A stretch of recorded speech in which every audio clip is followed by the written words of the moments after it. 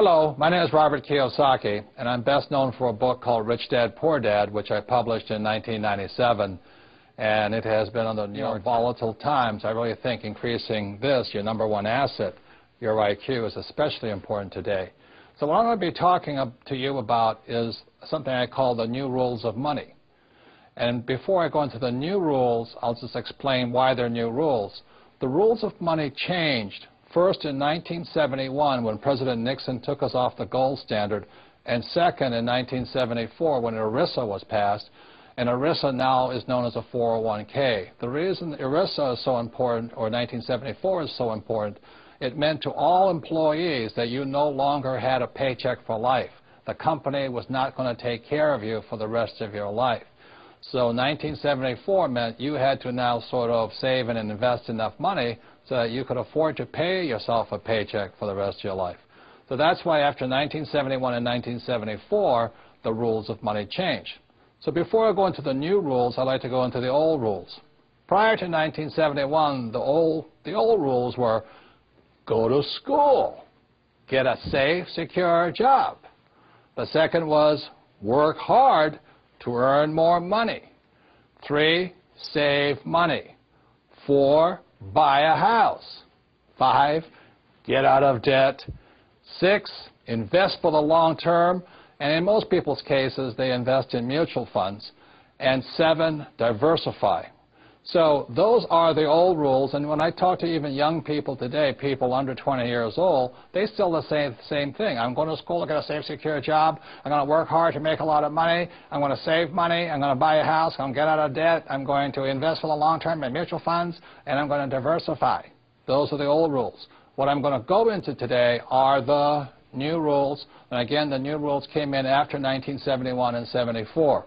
So let me talk about the new rules. Let's take this word here, school. Before 1971 and 1974, you could just go to school and get a job and all those types of things. But today, after 1971 and 74, people need to know you need more education than the school systems provide. For example, you know, one type of education our schools provide for is a thing called academic. And I don't spell very well, so if I misspelled something, let me know. But academic means reading, writing, and arithmetic. That's very important. Rule number 2 you have to learn in school is professional. So, you know, after I graduate from high school or college or whatever it is, do I go on to law school or to go to trade school, become a plumber, or to learn to be a webmaster, whatever it is? So it's academic and professional education. This is also very important. Our schools do a pretty good job of that. The third type of education that's important after 1971 and 74, the third is financial education. And this is why people are in financial trouble today. Because our school systems have very little, if any, financial education. And the only kind of financial education many school teachers are teaching kids is stuff they know, which is get a safe, secure job, work hard, save money, get out of debt, invest in a house, and invest in mutual funds. That is inadequate financial education today. And the Rich Dad Company is an educational company that provides financial education appropriate to these times. So that's the first set of new rules. The new rule is after 1971 and 74, we all need more financial education and invest in our greatest asset, our minds, or increasing our financial IQ. So the advantage I had in my life was my poor dad was an academic guy. He was a PhD, head of education. He's a great, great guy. I love him dearly. But as you know, since we don't teach much about financial education, people are in financial trouble today. And that's where my rich dad kicked in. My rich dad thought this was very important, and my poor dad thought this was very important. So that's the difference between rich dad and poor dad. And one more thing, the reason I apologize for my spelling is even though my dad was the head of education for the state of Hawaii, he had me as his son, which kept him humble. And I flunked out of high school twice because I could not spell. So I'm not very good at academically. In fact, I'm not good to all of this stuff, but it's a combination of these 3 types of education that are essential today in this new economy, this new set of rules in the world.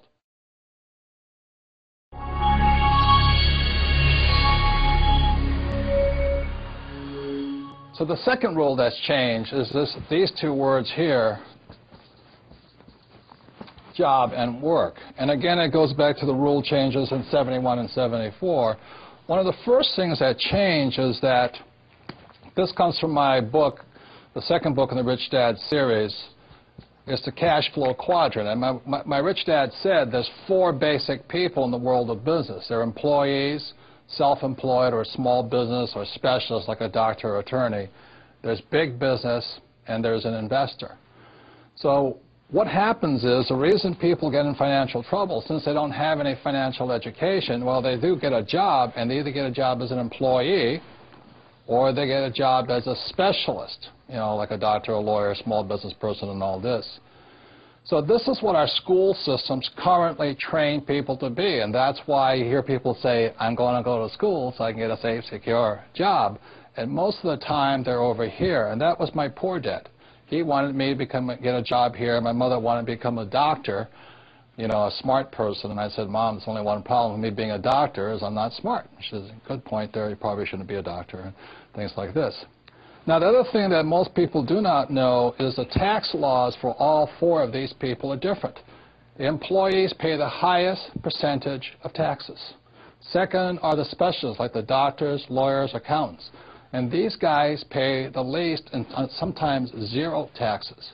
So that's what's changing, is because we need to know, as part of our financial education, is how does tax affect our lives? And tax is our single largest expense, and given the national debt of most countries and the U.S., they're going to keep raising taxes somehow, sales tax, gas tax, whatever the case is. The Rich Dad Company trains people to work over here, to either become an entrepreneur like Bill Gates or Steve Jobs or Branson or Rupert Murdoch, you know, some big entrepreneur, my friend Donald Trump, or to be an investor like Warren Buffett or George Soros, things like this. So the Rich Dad Company trains people to work or to think like B's and I's. The trouble with most E's, the reason they don't make it well over here, is they're so into security. You know, I need job security. And these guys here, the specialists, they say, if you want it done right, you do it by yourself. So they get taxed the most and all this. Another point here is the reason the governments of the world give these guys the tax breaks is because these guys provide the jobs, and these guys provide the investment money to build new houses and factories and things like this. So that's why these guys get the tax breaks here. So another reason people are in financial trouble is after 1974, all of these guys had to start becoming investors. And that's why in 1974 in America it's called the 401k. And the problem with that is the most highly taxed investment vehicle you can put your money into. So because of the lack of financial education, people are investing in 401ks and mutual funds and still paying exceptionally high taxes. Another part of your financial IQ is to know there's three types of income. So if you're going to say work hard, most people are working hard for earned income, and that's what these guys are working for. The trouble with earned income in America, your tax rate's approximately 50%, whereas Warren Buffett says it's a shame that his secretary pays a higher percentage in taxes than he did, although he makes billions of dollars. So when you say to a child, go to school and get a safe, secure job, you tell them to work for earned income, the worst type of income. The second type of income is portfolio income. And today, as I speak, and they're trying to change this, it's about 20%. And portfolio income is generally known as capital gains. So if I buy a stock for $10 and I sell it for $50, the $40 gain is taxed at 20%. Or if I buy a house for $100,000 and I sell it for $200,000, that's a capital gains type event. So you pay a lot of tax for that. And the third type of income, which is the best type of income, excuse me, I can't spell again, is passive income. And this is income that just comes in on a regular basis. One of the reasons I am wealthy and was able to retire at a young age is because I worked hard for passive income, not earned income. I don't flip real estate generally, not portfolio income. I don't flip stocks. I want passive income. So today, the new rules of money is important to understand what are you going to school to become, ES, entrepreneur or investor, and what kind of income you're working hard for, earned, portfolio, or passive. And if you know what you're doing, you can pay 0% taxes legally. And this can be done all over the world. People say, we can't do it in my country. Well, these people can't do it in any country, but in most parts of the world, governments need these people. So they're always giving tax incentives for investors and business owners who are for passive income. So those are some of the new rules of money. You've really got to know what you're working hard at and what kind of work are you performing, what kind of income are you working hard for. Personally, I want to minimize this. Unfortunately, one more point, is 401k when you retire is earned income. From savings, it's earned income. So that's why I don't personally have a 401k and I don't have savings, and I really don't want a job, is because I don't want much earned income. What I'm working hard for is portfolio and passive income, and that's required for people to think like B's and I's. And that's what my book, The Cash Flow Quadrant, is about. For those who want to make changes from E's and S's to B's and I's, I think it's a book you'll find worth reading. You might find it's a mindset change first. Like, these guys want job security. These guys want to take advantage of opportunities. These guys want to do it on their own, so they don't make very good big entrepreneurs. So those are some of the difference. It begins with mindset and all this, and knowing what kind of income you work hard for.